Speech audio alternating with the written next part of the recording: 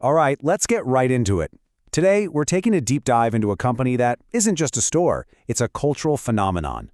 I'm talking, of course, about the undisputed king of warehouse retail, Costco. Look, millions of us have that membership card in our wallets, and for years, the stock has been an absolute home run for investors. But we're not here to talk about the past. The question right now, with the stock price scraping all-time highs, is this: has this incredible business become a dangerously expensive stock? Is the price of admission for new investors just too high? So here's how we're going to break it all down. First, we'll look at why so many people call Costco the perfect business. Then we'll dig into the numbers, inside their financial fortress. After that, we'll talk about the price you have to pay for that perfection. We'll see what Wall Street thinks, deliver our final verdict, and even explore if there are smarter ways to invest in this space. So let's start at the beginning. What makes this company so special? Why do investors and shoppers absolutely love it? Well, it all comes down to a business model that is, frankly, legendary. You see, the entire Costco philosophy is built on one simple, powerful promise: give members high-quality stuff at the absolute lowest price possible. They pull this off with insane buying power and a totally no-frills shopping experience. And this obsession with value, it creates this amazing cycle of extreme customer loyalty and super predictable revenue. And that loyalty, it translates into some seriously impressive numbers. So let's crack up in the books and see how this business model has built a financial fortress that very few companies can ever hope to match. And listen, this is the single most important thing to understand about Costco. You're not just a customer there, you're a subscriber. The real engine driving their profit isn't the stuff they sell. It's that annual fee you pay just for the right to walk in the door.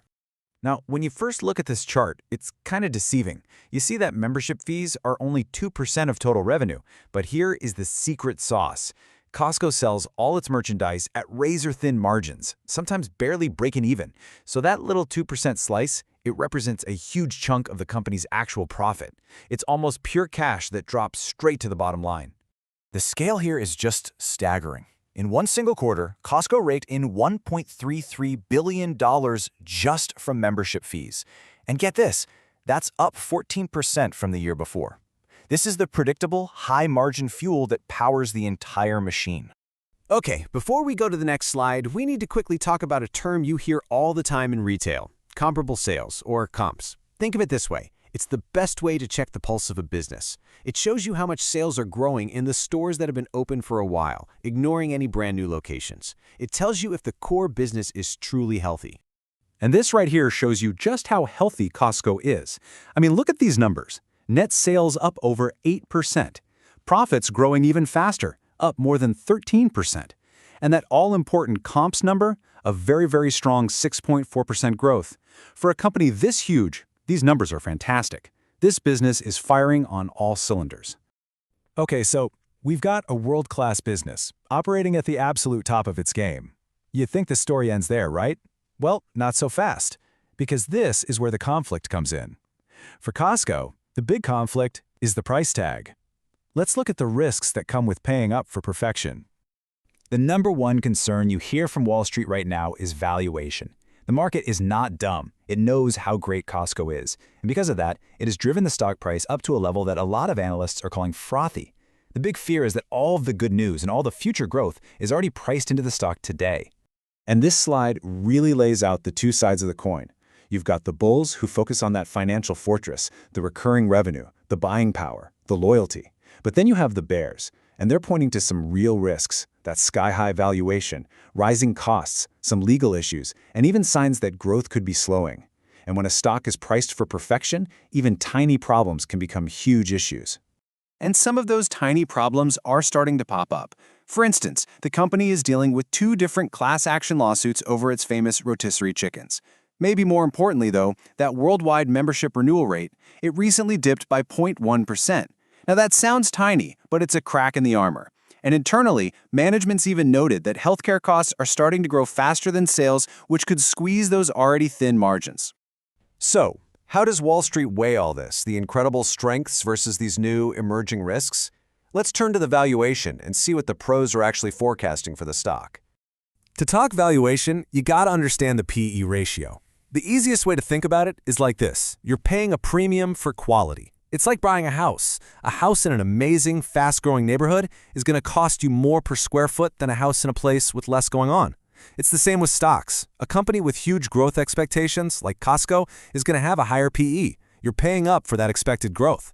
And let me tell you, Costco's premium is massive. As you can see here, Costco trades at a PE ratio of around 50. Its closest direct competitor, BJ's Wholesale, trades at a much more reasonable PE of about 22. So investors are willing to pay more than double for every single dollar of Costco's earnings compared to BJ's. That's the very definition of a premium valuation.